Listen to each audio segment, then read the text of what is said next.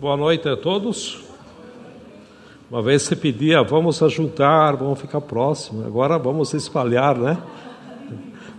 Tempos em tempos, né? Não adianta, é assim mesmo. Eu sei que algumas pessoas não estão por causa das férias, mas os outros não estão por causa do corona, né? Está nos dando trabalho, mas vai passar, né? Ok, é uma alegria poder estar aqui com vocês de novo, mais uma vez.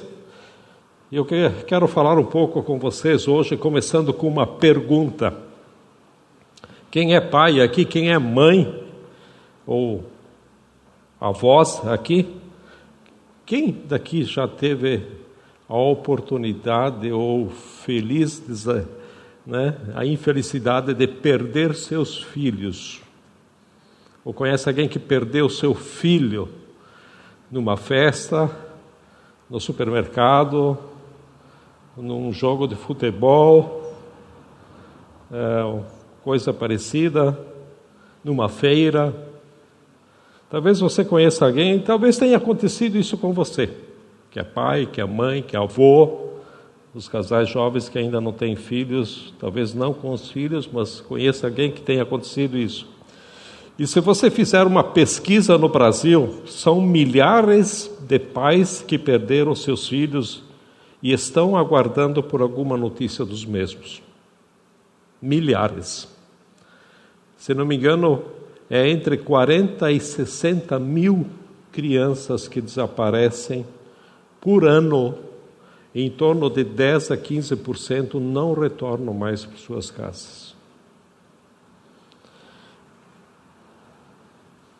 E nós sabemos da história que se tornou muito famosa, muito conhecida, aquela menininha inglesa que foi com os pais nas praias de Portugal, né?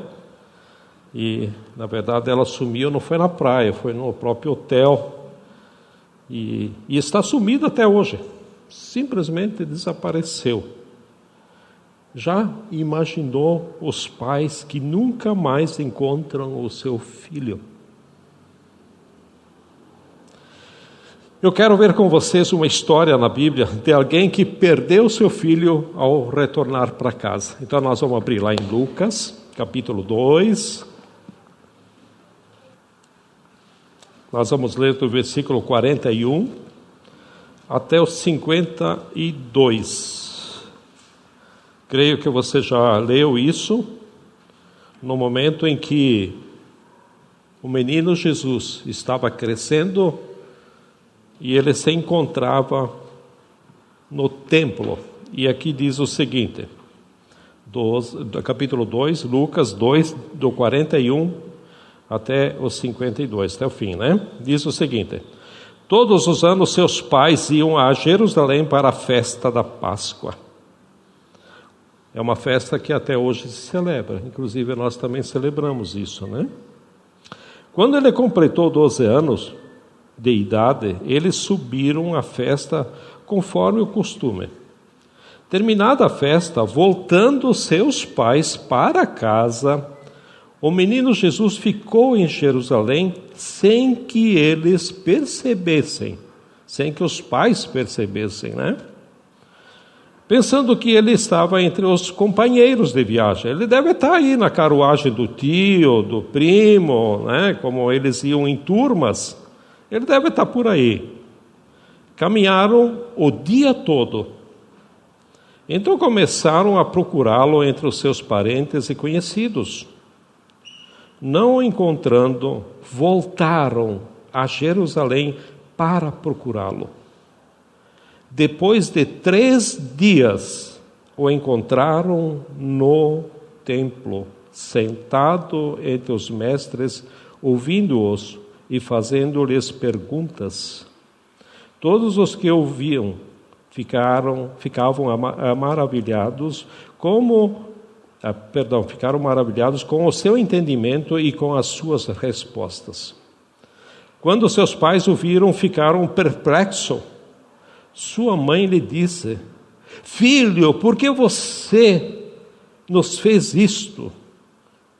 Seu pai e eu estávamos aflitos à sua procura. Ele perguntou: por que vocês estavam me procurando? Não sabiam que eu deveria estar na casa do meu pai? Mas eles não compreenderam o que eles diziam. Então foi com eles para Nazaré e eram-lhes obedientes. Sua mãe, porém, guardava todas essas coisas em seu coração. Jesus ia crescendo em sabedoria, estatura e guardava diante de Deus e dos homens. Querido Deus, nós precisamos ter sabedoria, entendimento. Te pedimos que o Espírito Santo nos dê compreensão para entender essa mensagem para as nossas vidas, em nome de Jesus. Amém? Essa história ela é um pouco dramática, mas ela é real. Isso aqui não é uma parábola. Ela tem a ver com a nossa vida mais do que nós imaginamos.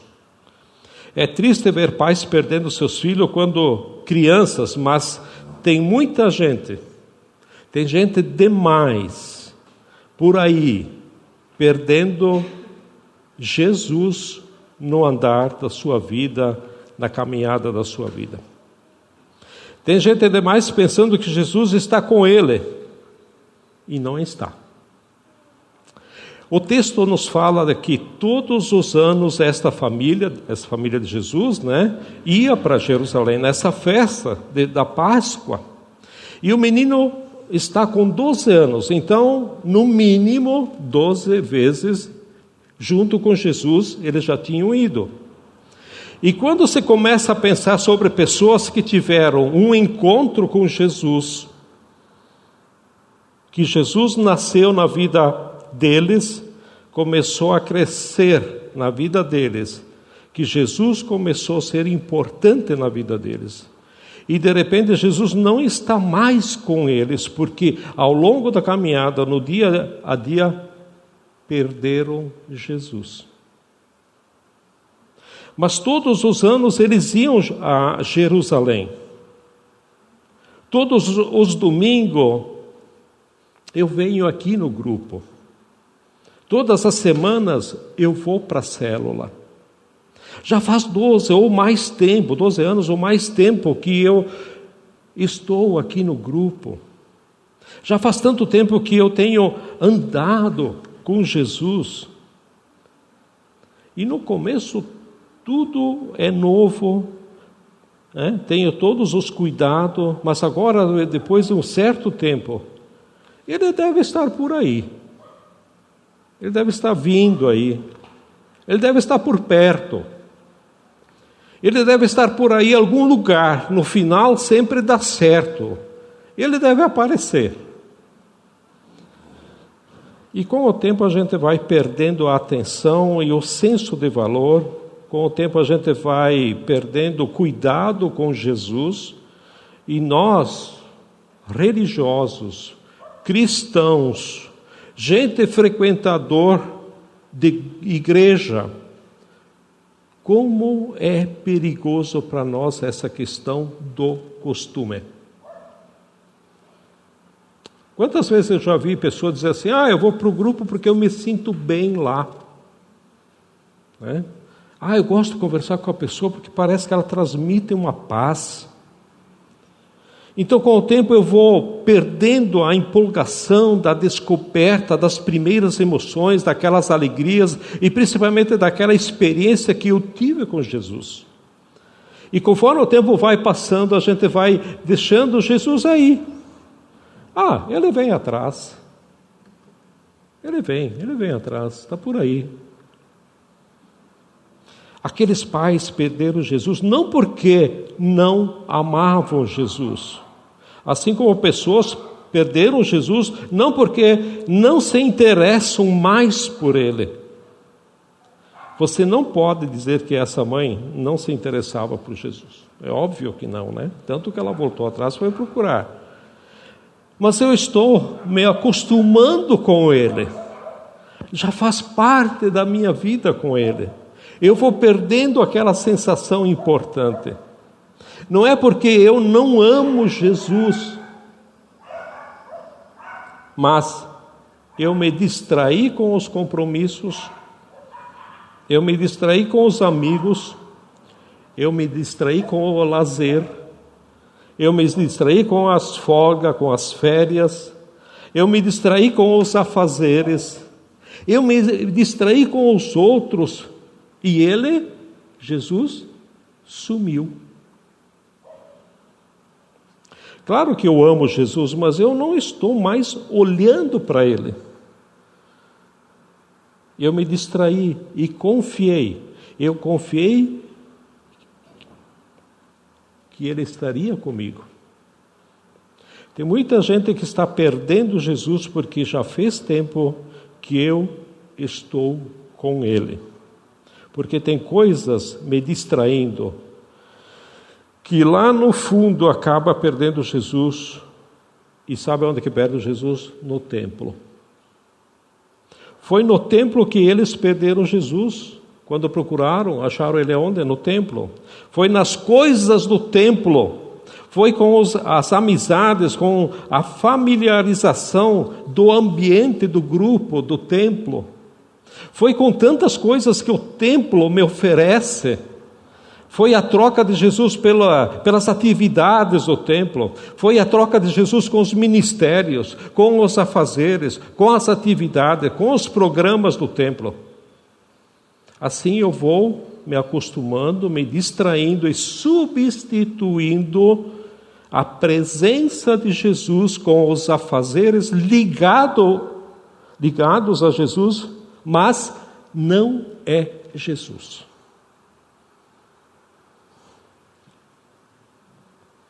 E alguns, ao longo da nossa vida, desenvolvem na nossa mente uma mentira que ocupa a nossa cabeça, pensando que Jesus está na igreja, Jesus está no templo. E nós vamos deixando de ter uma relação pessoal, íntima com Jesus. E muita gente se desliga dele e nem nota, nem percebe. Assim como Maria e José andaram um dia inteirinho sem notar que Jesus não estava mais. Já viu alguém perder um filho dentro de um supermercado, ou na rua, algum lugar, por meia hora, que desespero? Um dia inteirinho. Caminharam um dia todo e Jesus não estava. Eles não perceberam o desligamento dele. E às vezes nós não percebemos por causa do relacionamento grupal. O meu relacionamento com Jesus, ao invés de ser eu e Jesus, eu e ele, passa a ser nós e ele. Quem dá estudo, né, aqui na frente está com ele, né, está com Jesus. Quem toca o louvor, né, está com ele. Eu vou lá na celebração porque ele está lá. Com isso eu vou me afastando cada vez mais, confiando em algo que não pode existir. Se relação grupal funcionasse, Judas, ele estava numa boa.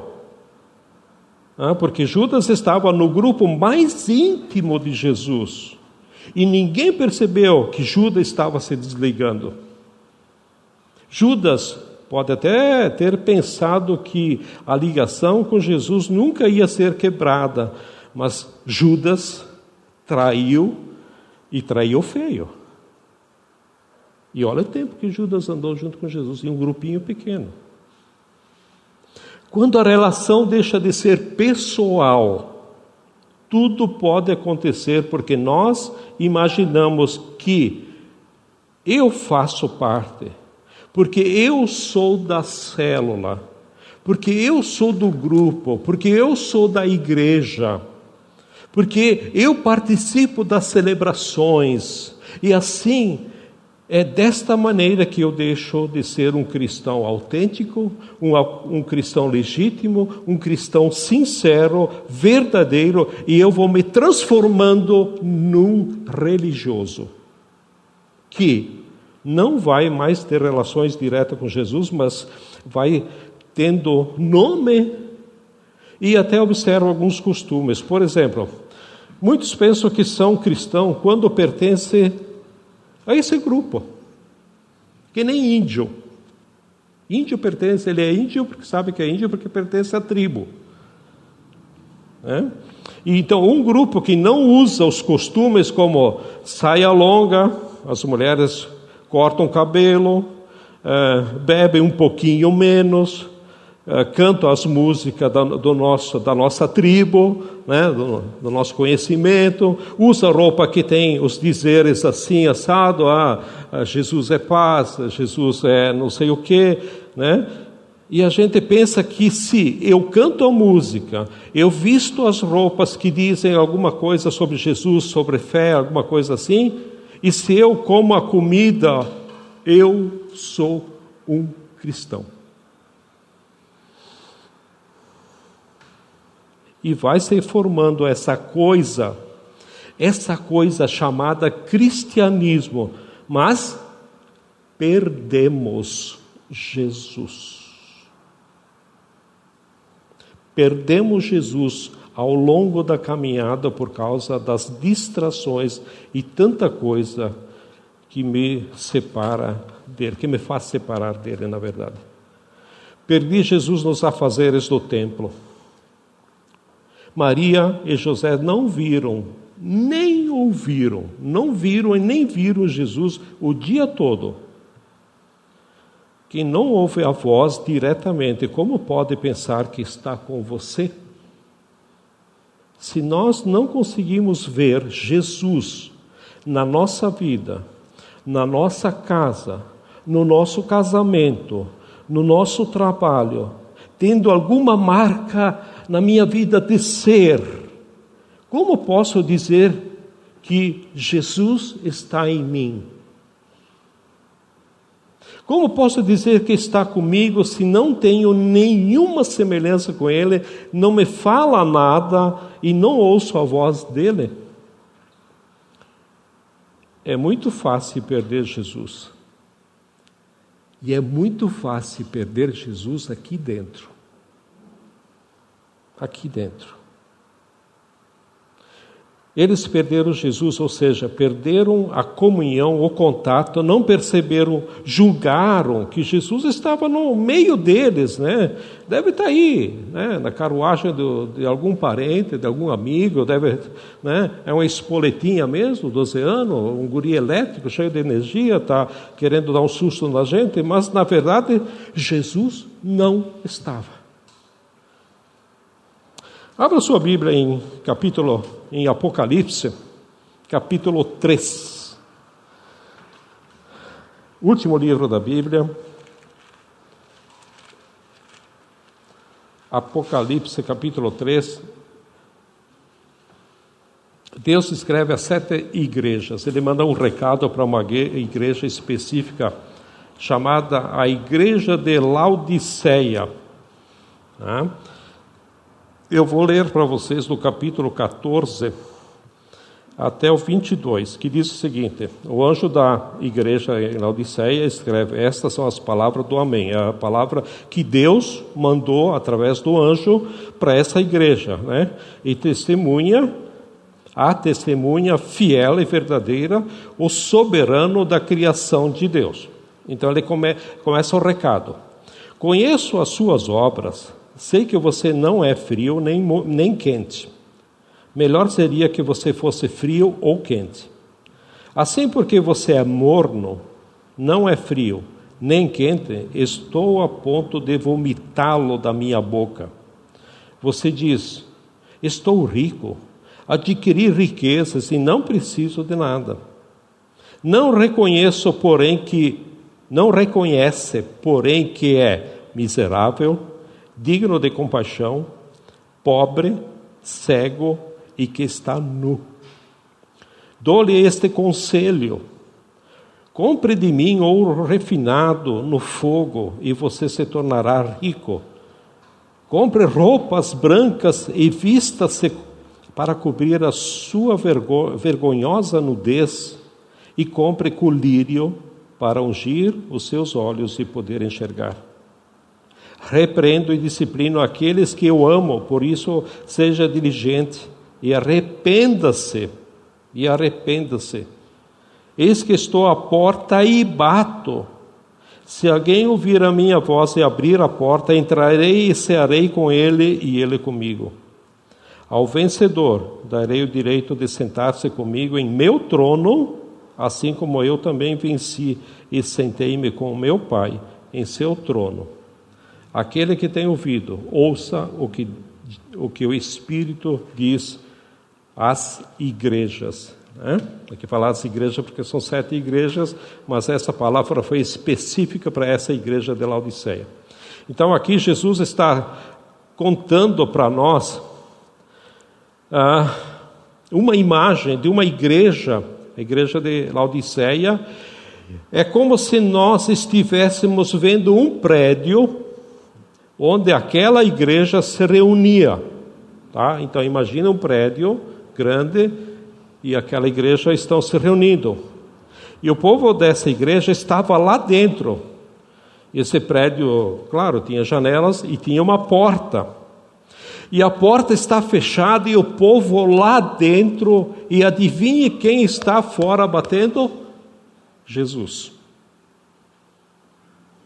Ou seja, Jesus não estava lá dentro. Tinha louvor, mas Jesus não estava no meio do louvor. Lá dentro estava fazendo estudos com a Bíblia, a ceia, cursos, batismo, um monte de coisas, e Jesus não estava lá. Afinal, era uma igreja. Jesus está pelo lado de fora, está batendo, está dizendo: será que alguém vai ouvir a minha voz? E ele diz que essa igreja precisa voltar atrás, precisa ver aonde ela errou e se arrepender. Assim como Maria na história, que teve que voltar para encontrar Jesus. Um dia de caminhada, teve que retornar mais um dia. Volta, arrependa-se, olha onde você caiu. Volta, arrependimento é dar meia volta. Volta para quê? Volta para o ouro. O que significa ouro? Valor, né? Dar valor, considerar Jesus como uma coisa mais preciosa que eu tenho. Por isso que ele diz assim: compre de mim ouro, ouro refinado. Ele está dizendo: espero que você compre ouro de mim. Também diz: compre roupas brancas, ou seja, purifique-se, volte, tenha cuidado com a sua vida espiritual. O pecado, as distrações e os envolvimentos pecaminosos nos separam dele. Perceba aonde caíste e volte atrás. Ele diz mais coisas. Ele diz assim: compra colírio, né? Porque não adianta dizer que é meu seguidor se você não me enxerga. Você não tem visão das coisas espirituais, é isso que está dizendo. E se você não consegue enxergar as marcas de Jesus na sua vida, nos detalhes do seu ser, é porque Ele não está com você. Se Ele não está com você, você pode ser um grande enganado, pensando que Ele está vindo atrás, e Ele não está. Ele não está. Muitos de nós acreditam porque um dia convidamos Jesus a ser Senhor e Salvador na nossa vida, que agora Ele tem a obrigação de vir atrás de nós. Ele vem atrás de nós. Muitos de nós têm andado pelos caminhos doidos, fazendo o que a gente quer, e achamos que Jesus vem atrás catando os pedaços. Achamos que Ele vem atrás limpando a sujeira que a gente faz. Lá no fundo a gente pensa que Jesus vem atrás. Ele está por aí. Ele me cuida, Ele me protege. Jesus disse: quem permanecer em mim, esse é meu discípulo. O que é permanecer? É estar ligado. É quando nós o seguimos. Quando nós o seguimos, não é quando ele nos segue. Nós vivemos numa época que se valoriza muito a rapidez, quem toma decisões rápidas. Quem é meio lento e custa a se mover é considerado um pouco negativo, né? Porque o bacana é o rapidão. Sai da frente, sai na frente, decide logo, vai fazendo, entra na primeira porta que abriu. Só que nós, ao convertermos, nos tornamos seguidores de Jesus. E ele diz: eu sou o caminho, ande, siga-me, eu farei. Jesus disse: eu farei, eu tenho o meu plano e eu farei a minha vontade na sua vida. Não foi o que aconteceu aqui. Quando vemos que José e Maria procuram Jesus por 3 dias, eles voltaram lá porque caminharam um dia. Mas depois eles foram procurar Jesus, 3 dias eles não tinham a menor ideia aonde ele estava. Imagina o que é procurar 3 dias. 3 dias, isso diz que, mas nem ideia, né? Eles foram em muitos lugares e ir ao templo foi a última opção. Quando nós nos desviamos dele, aonde a gente vai procurar? A resposta é no templo. Onde é o templo? Onde Jesus está. Quando nós nos convertemos, se nós nos convertemos de verdade mesmo, aonde Jesus está? A Bíblia diz que nós somos o templo do Espírito Santo. E sabe onde Jesus foi deixado? Quietinho, deixado lá de lado, encostado num cantinho ali? Dentro da gente mesmo. Dentro de nós mesmos. Se nós somos o templo do Espírito Santo. Em Efésios 1:3 ele fala que ele nos cela com o Espírito Santo, porque o Espírito Santo vem morar em nós, porque nós somos o templo. Maria e José tiveram que fazer a viagem de volta. E eu proponho aqui, para todos nós nesse ano de 2022, que seja o ano da viagem de volta. Talvez você andou um bom tempo, deu uma boa caminhada, mas esse é o ano de voltar. É o ano em que você não deve mais viajar sozinho, não deve mais caminhar sozinho, você não deve mais seguir a sua vida sem vê-lo. Você não deve caminhar sem pegar, sem tocar nele. Você não deve aceitar uma relação à distância e só acreditar que ele está com você. Você deve ouvir a voz dele e ver Jesus na sua vida. E para isso acontecer, nós temos que fazer a viagem de volta.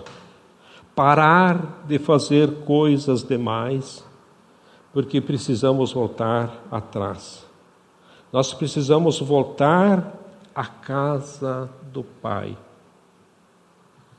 Não é ir a Jerusalém, né? Às vezes você vê lá um monte de gente indo, quantas excursões para Jerusalém, vou lá no Muro das Lamentações, botar um papelzinho lá, né? Não é lá que está Jesus. E vão lá, colocam um papelzinho, fazem pedido, oram, ficam balançando a cabeça.